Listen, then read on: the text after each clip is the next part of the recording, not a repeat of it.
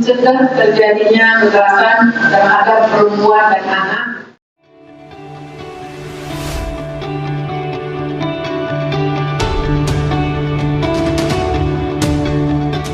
Memperkuat fungsi keluarga dapat mencegah kekerasan terhadap perempuan dan anak, sebut Ketua TPPKK Kota Subulu Salam Hajah Mariani Harahap saat membuka sosialisasi pencegahan kekerasan terhadap perempuan dan anak bertempat di Masjid Al-Azhar Kampong Sikelang Kecamatan Penanggalan, Jumat, tanggal 14 Oktober tahun 2022.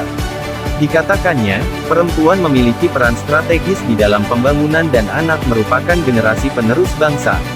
Namun keduanya menjadi kelompok yang tergolong rentan terhadap berbagai masalah termasuk kekerasan. Perlakukan kekerasan terhadap keduanya tentu akan berdampak pada kerusakan fisik dan psikis juga menurunnya kualitas kehidupan keluarga.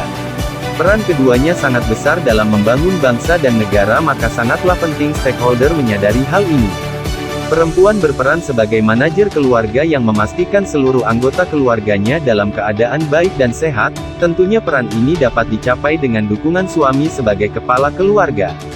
Terbangunnya kerjasama dan komunikasi yang baik antara keduanya berdampak pada kualitas keluarga yang baik termasuk pada tumbuh kembang anak.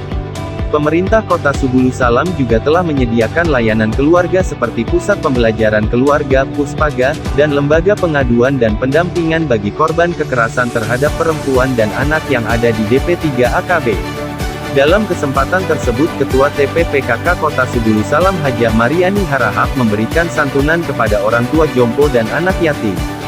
Turut hadir Kepala DP3 AKB Kota Subulu Salam Yusmaniar, SP, Forkopimcam Penanggalan, PJ Kecik Sikelang Bismi Hairi.